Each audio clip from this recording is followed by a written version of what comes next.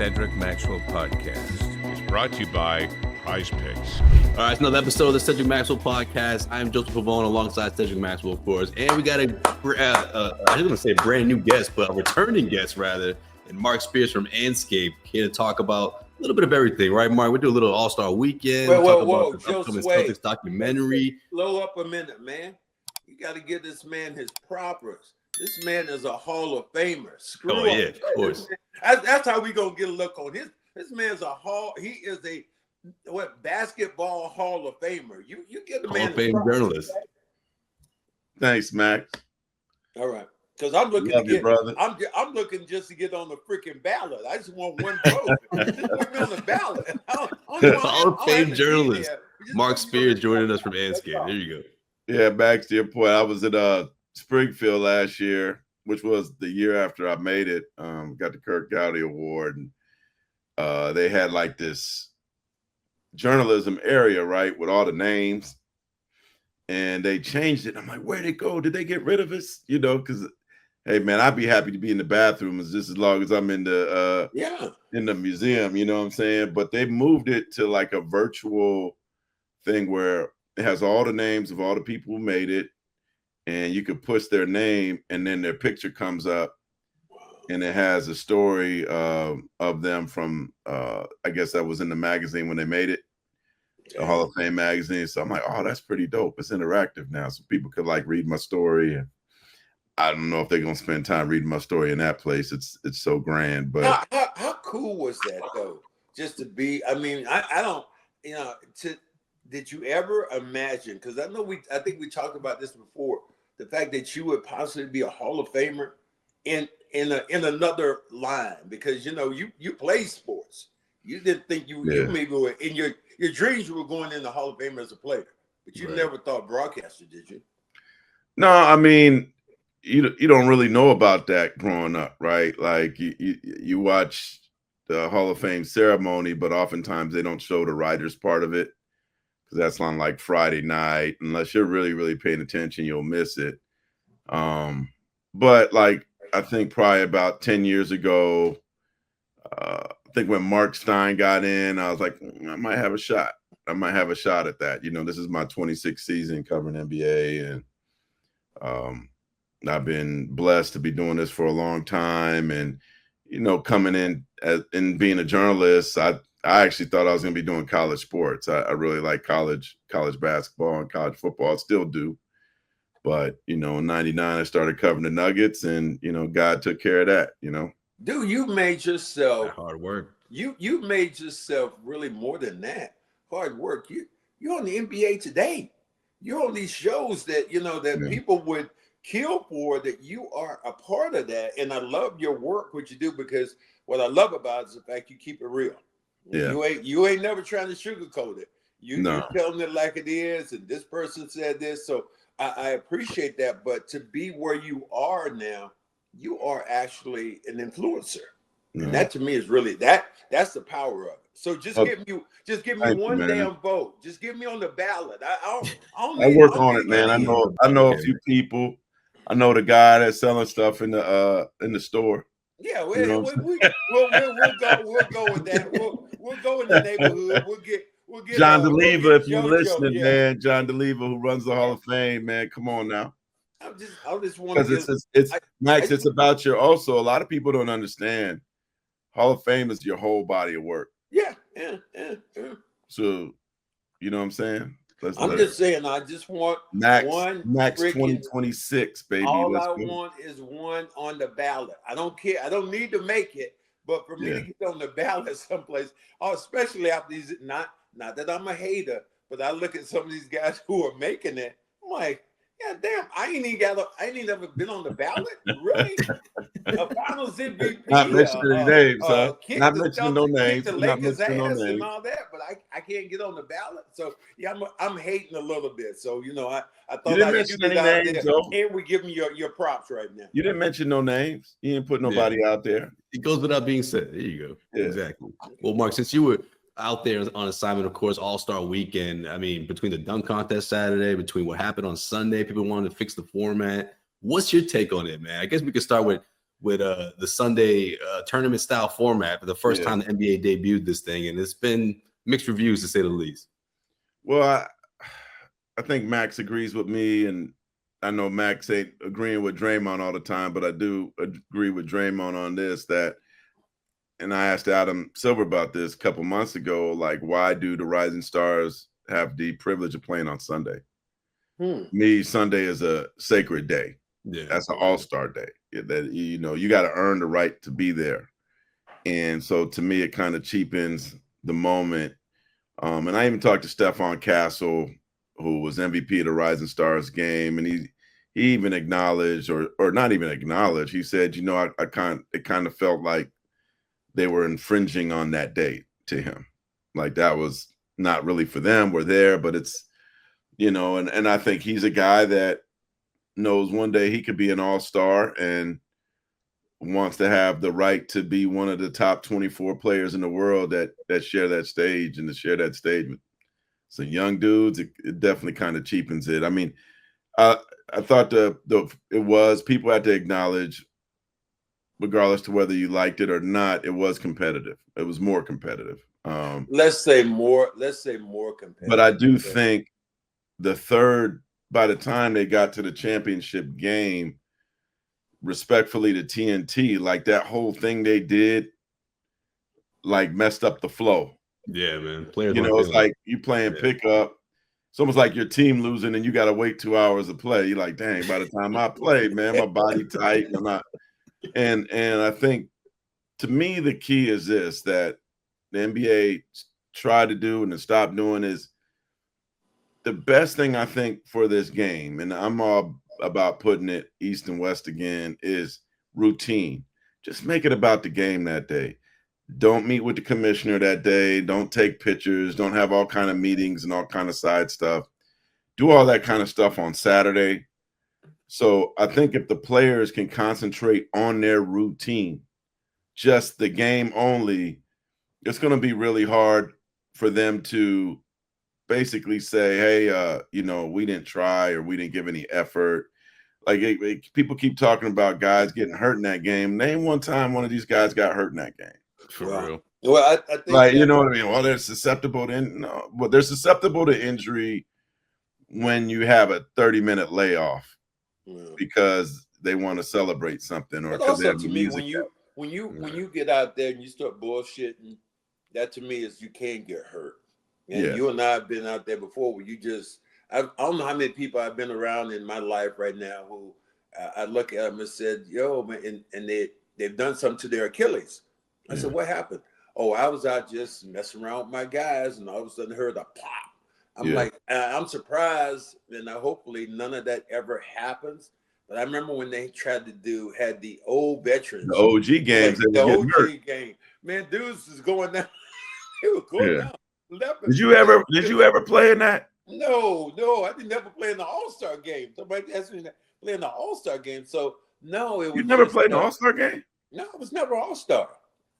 Really? You sound like what Don Chaney was. He was the coach of the Clippers when I got out there, and he was saying something to us in a kind of derogatory way. And he said, "Yeah, Max, you were an all-star, and you did this and did that." And then later on, you know, he's my boy. I pulled him to the side. I said, "Man, I wasn't never no all-star." He said, "What? You want an all-star?" I said, "No, never made no all-star team." For me, the all-star game, like the Hall of Fame, to me, that's the elite of the elite. Like you're saying to me, when you have the Rising Star game, that's your JV game. That's JV time. Remember when we used to come to the games and go, oh, who's playing for the JV's playing, and then the varsity, and then everybody comes to the game. Right. You know, only people who came to the JV game were the parents, family and friends, and the girlfriend. But the real student body ended up showing up then. So I applaud the fact that they're trying to do something different. My take on it is put WNBA women, in this tournament and let them play. And I think the guys will have a little bit more pride in trying to win the game instead of just right now. Taylor, here's my boy. here's my boy such and such. He's out there. I'm taking a picture. I don't like that. I don't like the fraternizing. The women play harder to me in their All-Star game than the men do. Yeah, Marc just gave you all the emoji faces, man. I want to know what you mean by that. 6'3" centers. Yeah, they're playing 6'3" centers. But here's what I think, Max. The fourth team, get rid of the Rising Stars guys, and maybe we have like a OG reunion team, like former All-Stars over 30. This is probably the last time, one of the last times the guys could see them, and have like Chris Paul on it, Draymond Green. Dude, or the snubs? What about the snubs? A bunch of them old cats hurt. No, not the snubs, but like just like the older dudes, maybe if you have to have a 14. Because like people are also talking about USA versus World, and it sounds good in theory, but I always do this exercise with people. I'm like, all right, start naming off the world team. Luka, Embiid, you gotta start in 5. And then when they get to about 8 or 9, they're like, well, you know what I mean? It starts getting slim real quick. I think if you're a first-year All-Star, then you play with the world. I think it should be something like that. I think that you could get there, world versus. No, but Max, give me the 12. Okay, I'm gonna go with Luka. Now count 'em. Luka. You said Giannis. My guy from San Antonio. He's Wemby. SGA. He's Canadian. Who? SGA is Canadian. How about I give you Embiid? Embiid's 5, right? We got and a couple other guys who are from Canada. No, they gotta be stars first. Get the stars out there. Yeah. That's the thing. You can't rush them. Who was a star? Who started to be a star? But see, now we're doing who? Yabusele. Yabusele was a star. Nah, that man's not an All-Star, Max. Come on. He was a star in the Olympics, wasn't he? Come on, he got back to the NBA, right? Wow. Okay, I'm reading. He's having a good season, but I don't know if he's an All-Star. Well, that's what I'm saying. Like my point is, I mean, you could put Sabonis, right? Sabonis, yeah. You get Sabonis on there. I'm trying to, but the fact that we got to try to think of some other guys, Wiggins, or like grab a couple Canadian guys. Like it gets once you get to about 7 or 8. You don't want to just throw in a just throw him in there. We didn't put Jokic in there. Yeah, of course. Jokic got to be in but there. Like once it gets to about 8, then you picking role players.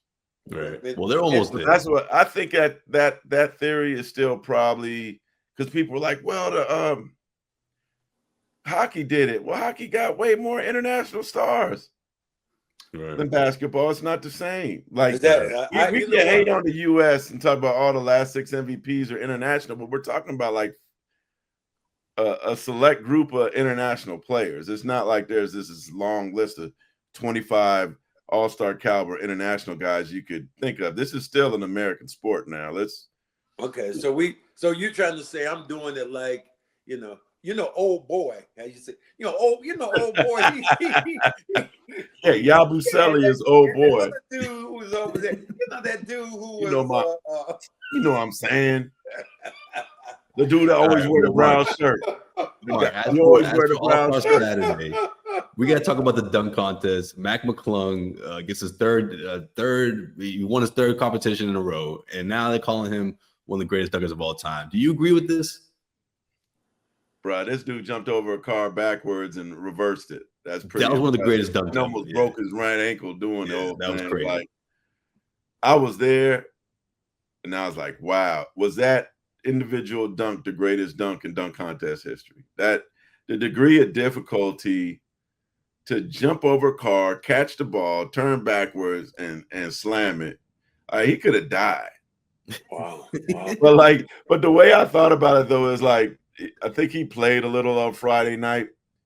He ain't really played many more minutes than me and Joe Sway in the NBA, man. Like the dude ain't played that much. And so to me, this is his paycheck. Oh, it is.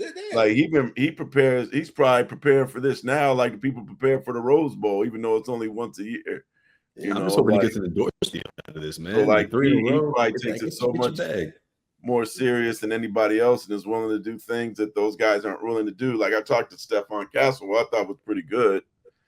And he was like, man, that third dunk, the one I think he was trying to go through his legs and stuff, if he would have got that one down, he's like, I think I could have competed with him. The funny thing is every year you see like Giannis and Ja Morant and all these guys, oh man, next year I'm doing it.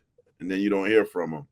That's and right. Another thing is during the Max era, during the 90s, a lot of the dunkers were bigger name guys, Dominique, Michael, even in the 2000 dunk contest, if you look at, they were young guys, but they were like pretty rising star kind of guys, right?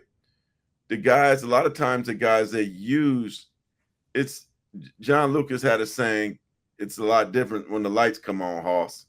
And I think he basically meant like, yeah, them other two dudes, Modest Buzelis and Jackson from the Bucks, I think they had some good dunks, but when the lights came on, they're not used to the lights being on, and it's like shooting it's tougher than shooting a technical free throw by yourself. You're out there by yourself, and then you miss, and you're like, your confidence starts shrinking. You're starting to get more fatigue with each miss. Like, I think you got to have guys like that are maybe a little older in the tooth or got bigger names that are not scared of that moment. And Stephon Castle wasn't. It was just that other dude is nice, man. I think if I had to pick one guy, and I know it's hard to do the era thing, but if I was picking one guy, I would say it'd been Vince Carter. Vince Carter to me could do, if Vince Carter would have known that, doing that, Vince Carter could have done that kind of stuff. He just had that much natural ability that he could get up. So I would pick Vince Carter over the rest of them. But you know what? And the second, what you're saying, the one thing that's interesting about Vince Carter is he's like a magician that never had a hat and a rabbit. Wow. He's doing his dunks. He ain't adding a car. He ain't adding a ladder. You're not, having some, I guess T-Mac helped him with one dunk, which was probably his weakest dunk. But I think a lot of these dunkers, if they just use their athleticism, like reverse 360s and like stuff where jumping from the free throw line and just those things are still beautiful and amazing to me. But they're always trying to do something where they're involving somebody else. Like, who was this? Right. This dude with the hat that was helping everybody with their dunks? Like, why did they think like he was the dude that? You know what? I would have gave the Gordon dunk to me was the best dunk I've ever seen. With the mascot. Where the guy had the mascot. Yeah, the degree of difficulty. That to me was like the best dunk that I've ever seen. And that was cool. McClung gave a salute to that too. I love when I see the players get excited about the dunk. Because most time we don't even, but those guys who were there, they were all jumping up when these dunks happen. I'm like, damn, they must be. But you know what I would do, Max? This is what I would do. I get rid of the skills. That's a weird, stupid competition. Yeah, that was weird. Yeah. Yeah. But here's what I do. You know what I would end the night with? I'd start with 3-point. Dunk would be second, and I would finish with horse. Imagine a horse game with Steph, Luka, Trae Young, maybe not S. I'm trying to think. James Harden. Like, imagine a horse game like that. Joker. Maybe put JT in there, Tatum. With their best trick shot. And somebody's like, well, it might take long. I said, well, if it takes long, then that's a hell of a horse game.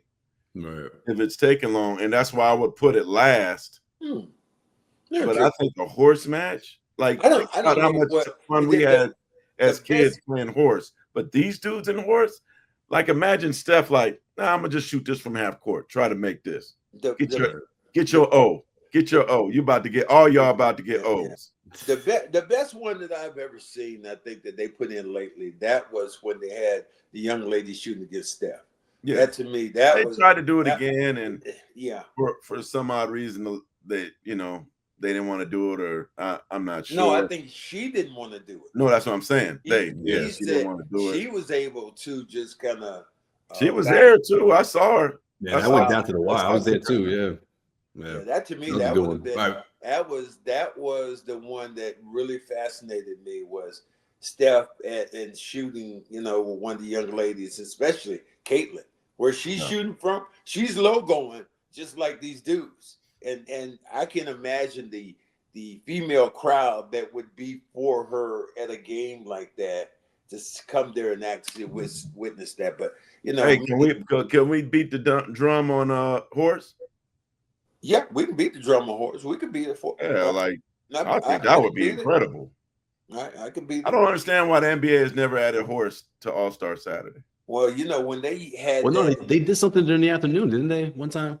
remember one time they used to have the one-on-one, and that was garbage. I mean, that was just like they're trying to drum up that. I don't know that I want to watch the that. one-on-one competition was like That's kind of boring. Kareem just backed everybody down and did the hook shot. And I went to That's why it was short lived.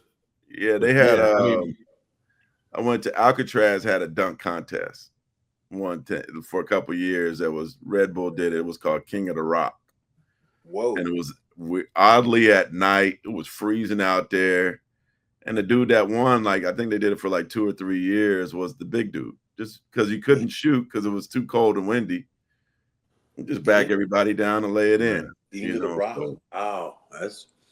Well, this episode of the Cedric Maxwell podcast, we're going to continue our conversation in 1 second, but I just want to bring up the fact that if you haven't already signed up for Prize Picks, you have to do it because, man, you are missing out. This episode, of course, like every episode, is brought to you by Prize Picks, where you can win up to 1,000 times your cash when you just pick more or less on 2 statistical categories, and it is that simple. Like, for example, tonight, Nikola Jokic is at 21.5 points against the Los Angeles Lakers. I'm taking more over that one. Easy pick for me. And you can do the same. So don't miss out on this experience if you haven't already. Download the app, Prize Picks app. Download the app today. Use the code CLNS for $50 instantly after you play your first $5 lineup. That's Prize Picks. Download the app. Use the code CLNS to get $50 instantly after you play your first lineup. Prize Picks. Run your game.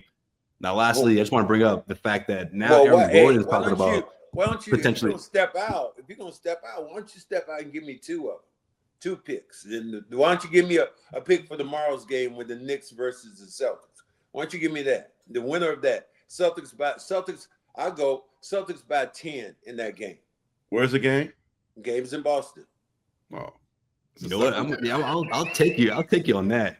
Double figures the way the Celtics been playing right now. I saw a stat that the Celtics are 0-6 against the top teams in the league. I mean, not the Celtics, the Knicks. Oh, the Knicks, yeah. Yeah. I get it. They're a hard team to figure out.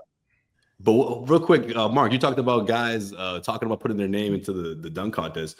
Aaron Gordon is talking about doing a potential comeback for next year. Is that something that you think that could happen? Because he's never won one. He went 3 finals and didn't win. The greatest one that lost, right? Absolutely. Aaron's from San Jose. That's my boy. I've seen him since he was in high school. He's gonna be in LA, man. That'd be perfect. Does he have the legs for it? If he does, yes, do it. Okay. All right. Hopefully, he's had a lot of injuries lately.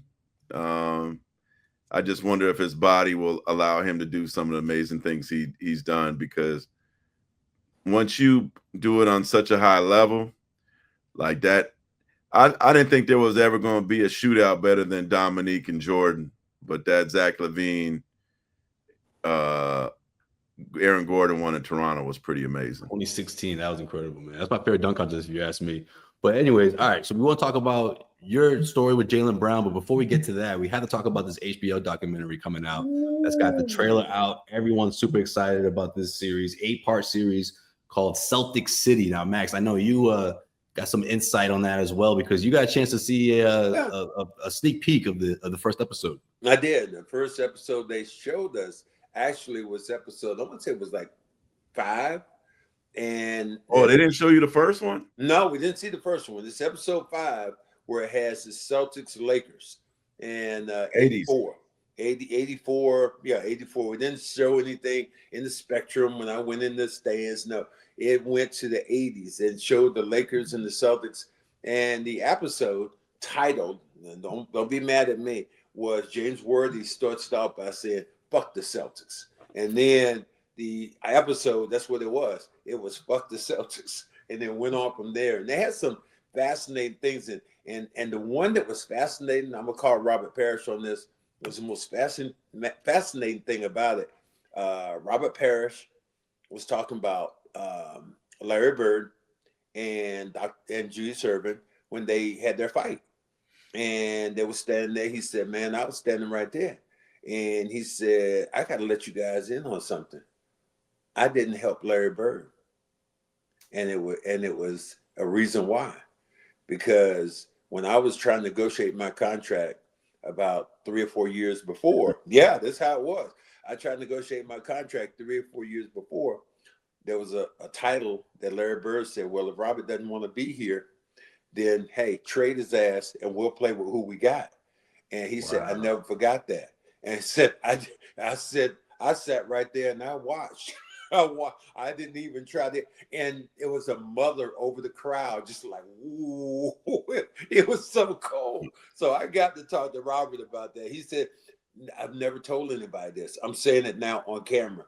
This is why." And I wonder what Larry's going to say. He sat on that. Yeah. For like 40 years. Huh? Yes, he sat on it and mentioned it to HBO. And it was fascinating to see how the crowd responded. And just the whole series. And they talked about the Celtics, and it ended. The way it was done so well, the way it ended was fascinating. Would take you to the next episode.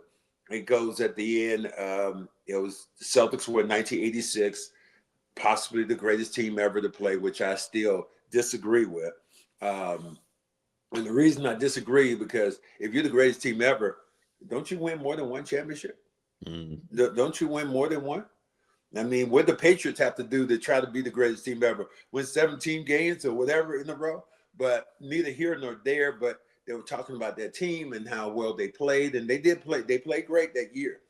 And then it went from that to say how they got Len Bias, and talked about Len Bias for a minute.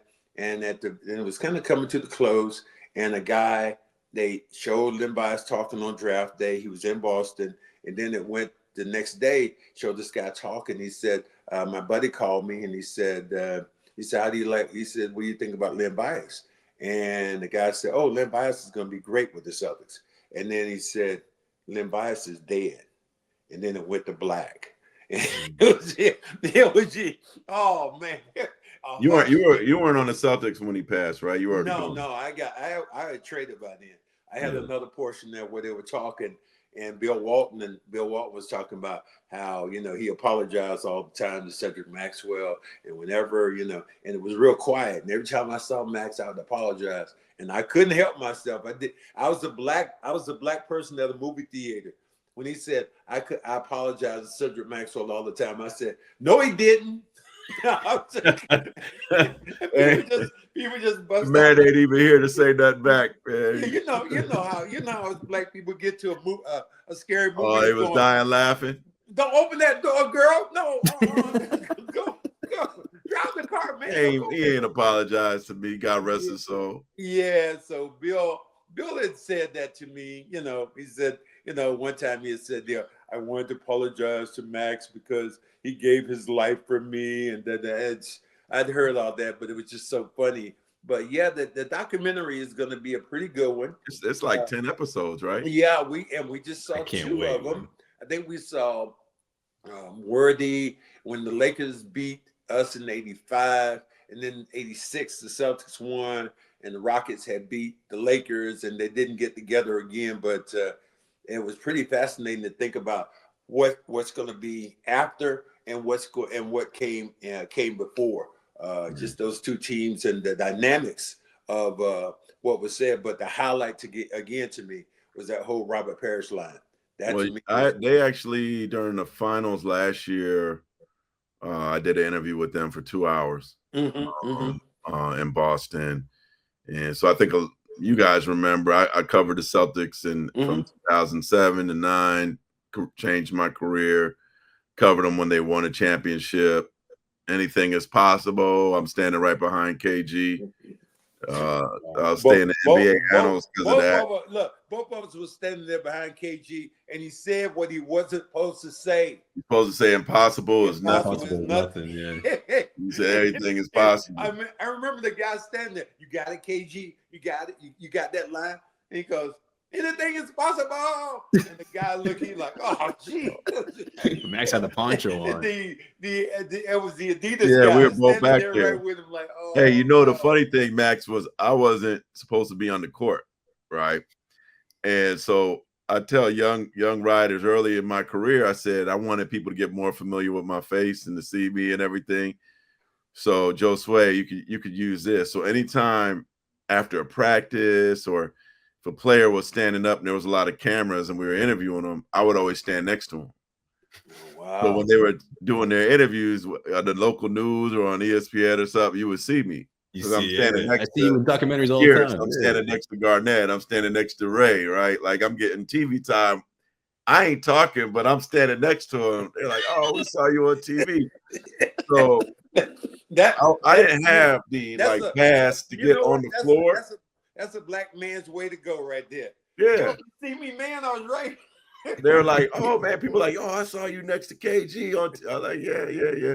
Wow. But I was supposed to have this, like, they give you this like sleeve to put on your thing to put on your arm so you could go on the floor. And I got cool with all the security guards. They're like, Mark, you could go ahead, man. Them my boys to this day. All the guys on the court for the Celtics. Yeah, what's the brother that's by the Celtics bench? That's my dude with the glasses. Yeah, but he oh yeah, I know you talking about. They let me on, and that's when I using that theory. I stood behind Kevin when he was doing the interview and everything. I was trying to hear what he was saying. But then anything is possible. I just heard, I didn't know what he was talking about because that was loud, but anything is possible. And I was standing behind him. Max was standing behind him. And we'll always be there, Max. We made it. God. Yeah, man, those pictures are always, you guys are always right there. I think the thing for me in the documentary was certainly they asked me about those 2 seasons because I was the first championship in 20 years. So, but I was blessed to get to know a lot of even the people before Max, getting to interview Satch Sanders, got to be around a lot of Bill Russell interviews. A lot of the early guys for the Celtics, I got to interview them. I know Chuck Cooper Jr. really well. I've written a lot about the early days of the Celtics and stuff like that. And always tell people, it was funny that people hated the Celtics so much in the 80s because nobody was giving black people more opportunities than the Celtics. The Celtics had, they had Don Barksdale, right? They had the first black coach. Well, did Barksdale, was he on the Celtics? No, Chuck Cooper was the first one. Chuck Cooper was the first black player drafted in NBA history, right? Let me start over if you guys edit it. We're not editing this, man. We're not. All right, we real. We can't edit it. But Chuck Cooper was the first one drafted, first black player drafted in NBA history in 1950. The owner of the team at that time said, "I don't care if he's polka dot. We're drafting Chuck Cooper." That led to Earl Lloyd being drafted in the 8th round. And Earl ended up being the first. He got picked by Washington, the first black player to ever play in a game. Then you had Don Barksdale, the first black all-star. Then after that, you had the greatest defender of all time, Bill Russell, who ended up also being the first black head coach. Had the first black starting lineup. Yeah. And then I don't know that there's an NBA team, and correct me if I'm wrong, that have had more black head coaches than the Celtics. Well, you say that, and I spoke at I want to say it was the NAACP event, and I said that, and I gave those 3 things, and people were shocked. First, I wasn't supposed to say anything, and then the lady's like, "Well, we need you to speak for 5 minutes." I said, "Well, the Boston Celtics have this thing, the first black player." I said, "The first black coach, First black. People forget the first black All-Star. I said, and when you start looking at that, it just said the Celtics have given more credibility. I don't think have the Lakers ever. Only one I remember coaching for. Did Magic ever coach the Lakers for a minute? He coached a little bit, a hot minute. But Darvin Ham. Darvin Ham. Yeah, quick minute. Quick minute. But for the most part, the Celtics have always given these guys extra opportunities, along with KC Jones, and talked about him, how he followed Bill Fitch and man ML Carr. That's my guy. But he put Satch never coached the Celtics, did he? Yes, Satch coached the Celtics. Yeah, he coached me. He was 19. They fired Tom Heinsohn. Then we had somebody else. Then was Satch. It was Satch came in. And then after Satch, we went to Dave Cowens. And then we finally went to Bill Fitch. And they asked ML Carr about Bill Fitch, our head coach at the time, won the championship with him in '81. And ML said he was a jerk. And then this guy said, well, ML, he's dead now. And ML said he's a dead jerk. I was like, damn. I was like, dude, where's the respect for the dead? I mean, you took a shot at Bill Walton. So I didn't necessarily take a shot. I just say he didn't apologize. He kept going on this whole thing, this diatribe. Like every time I saw Max, I apologized and I thanked him and I was like, no, he didn't. I was all up in the Max was like, when did this happen? Couldn't let it go.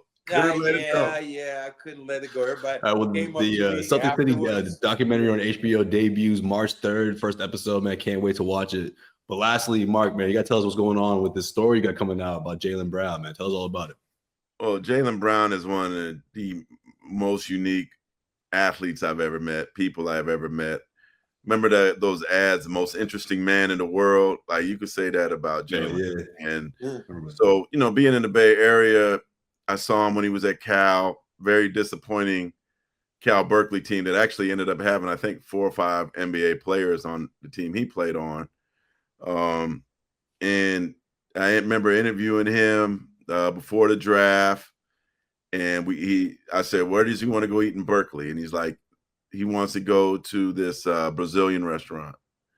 So he showed up to the Brazilian restaurant. I think he had a FC Barcelona jersey on, and he was talking about how he was like learning to play the guitar and speaking Spanish, and how he went to Berkeley because of how great of an academic institution, not because of basketball reasons. Mm-hmm. I was like, this dude is fascinating. And my story was basically about how he's perceived to be too smart, too many interests. And fast forward to now, he's a finals MVP. Didn't get picked for USA basketball for the Olympics. So what did he do? He went to Bahrain for 2 months. Wow. He went to this island in the Middle East and liked it so much. He did a quick trip there, and they ended up setting a trip for him to go with Taco Fall to Mecca. So they went and did a pilgrimage to Mecca. And he liked it so much that he came back and basically was there for 2 months. And they actually have a pro basketball league in Bahrain. So they had, gyms and places where he could work out and everything. But he was in the Middle East. He wasn't in Mexico or the Caribbean or Greece or anything like that. He went to one of the more intriguing places in the Middle East, and that's Jaylen, man. He beats by his own drum. He's different. Yeah, he told me yesterday, Josue, I was talking to him. I said something about finals MVPs, and somebody said, well, Max, you're one and he's one. And then he chimes in and says, well, I also was MVP in the conference finals, Eastern Conference Finals. I'm like, damn, you had to shoot that at me like that. Like that award wasn't available for you, right? I mean, and we laughed about that, but we did say later on. I said when he got it, I was the one made the announcement. I was the one that said, Jaylen Brown, and when we're in Indiana, and if you look at his face, go back and look at his face. He's standing there, and I said, and the MVP is Jaylen Brown, and you could see him all of a sudden. He said, "Oh fuck!" And then he just darted away, and he said, "Man, I did." He said, "I was shocked that that happened. But I don't think it could have happened to a better guy. Yeah. And I look at it myself when I was a Finals MVP, and Larry Bird was there, and obviously I played really well. But Tatum is going to get his opportunities. But I was happy like to Steph see. Curry did. It Yeah, eventually happened. I was happy to see that. Hey man, but like, can we give JB credit for balling? Yeah, all day. No, people talk about what he did offensively. That dude, he is the reason why Luka got traded. Oh yeah. He shut him down in the finals. What he did to Luka in the finals, shutting him down, guarding him full court, making it unbearable offensively. Yeah, he made him work. Led Dallas to start questioning Luka as the leader of this team and questioning whether he was in shape or not. And right? Let me ask you though, he didn't want to commit. Before we Dallas go, wins that series, he's still in Dallas. Yeah, before we go though, let me ask you, because one thing we've had a chance to ask you, what did you think about that trade? I know Nico real well. He doesn't just do stuff. I think there's more to that story. Whoa. That that I think they're trying to be respectful and not go into the weeds. Right. And but now we'll see how things go with Luka in LA, because things are going to also be much more magnified. They're already starting to show more video about defensively with him and how teams target him and stuff like that. Phenomenal offensive player, definitely like a showman that Lakers love to have. But it had to be a shock to his system. I think they wanted him to be a better leader, more professional, better co-worker. And so I think people lean so much on the whether he was in shape part. It was much deeper than that.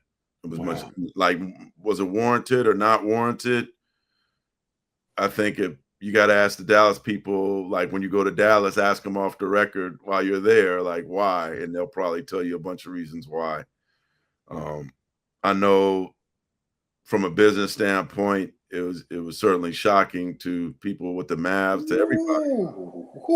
I mean, they got players on teams in NBA that won't get traded because they make the team too much money, regardless to their drama. And you could kind of figure out who I may be talking about in this league. But that, perhaps from a financial standpoint, I think that is probably the biggest hit, is when you lose somebody that popular. Just how do you recover from people turning on the franchise, fans turning on the franchise? That took some of the biggest balls I've ever, I think I've been in the NBA and I've been around a long time to make that kind of trade and to see those two guys go. I mean, I remember somebody was saying to me, the Lakers, they should have gone on and they should have shopped around. They would have got more. I said, who are you? It wouldn't have mattered. Than Anthony Davis. I mean, Anthony Davis is really good. You got who you Max want. Christie is showing that he's really good. Max Christie will basically replace Klay Thompson once he's gone. Yeah.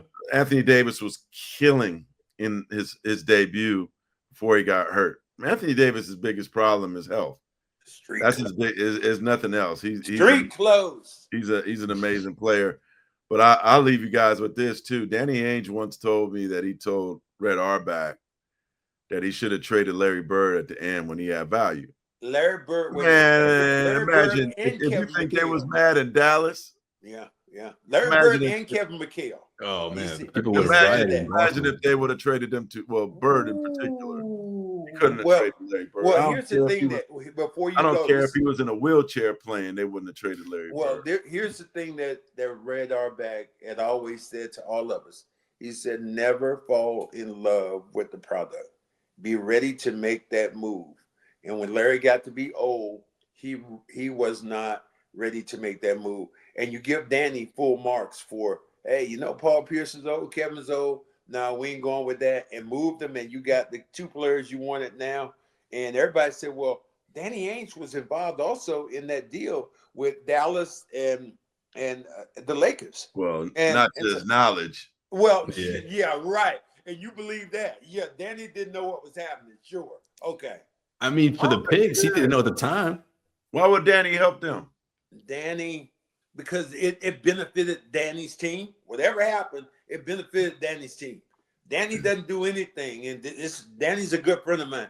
Danny doesn't do anything that's not going to benefit Danny Ainge and Danny Ainge's team. You know what? Next time I see him, I want to ask him that. Like, Yeah, ask him that. know? Ask that. Say You Max. should text him right now. You should FaceTime him right now. Say Spears here too. Then Max said it, that you're not going to do anything, and everybody said, "Well, he didn't know anything about this deal." And this is the guy that's the shrewdest GM in all of sports. Yes.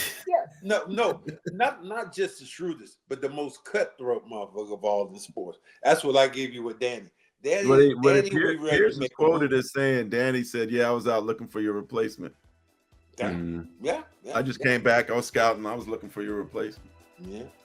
So yeah, that sounds about right.